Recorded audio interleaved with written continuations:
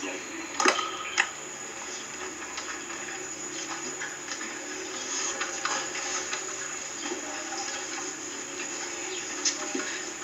na po, simula na tayo ng seremonya. Susunod kayo sa akin eh.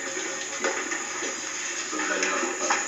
Kasi sasagot kayo mamaya, may sing-sing para sa inyong pagsusumpaan. Pagsusumpaan. Ilang karat ba yan? Di bukas mo.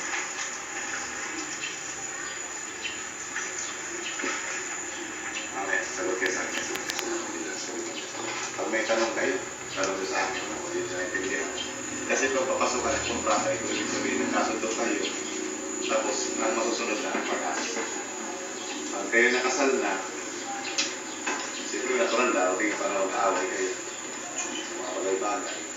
Hindi madali magtapa. Yung tinatawag na divorce. Kaya, kailangan naintindihan niyo yung pinapasokan.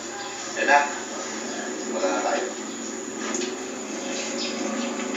Gaya ng sinabi ko kanina, bago tayo magsimula, tinatingnan ko sa inyo itong inyong kontrata ng kasal kung meron pang mali. Dahil sabi niyo wala, magsimula na tayo dun sa seremonyas. Dito na sa letas proceso. Ibig kong ipalam sa inyo, sa lahat ng narito, na ang kasal ay isang seryoso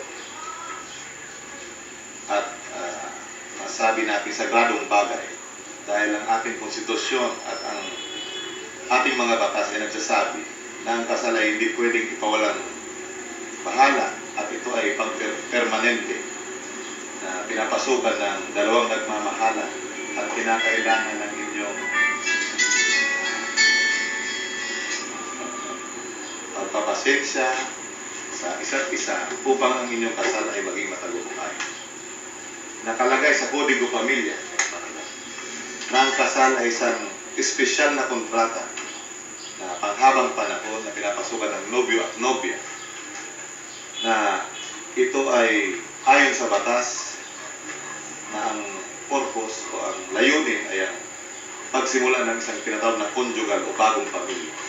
Ito ay pundasyon ng pamilya at hindi pwedeng baliwalain na pang sosyal na institusyon.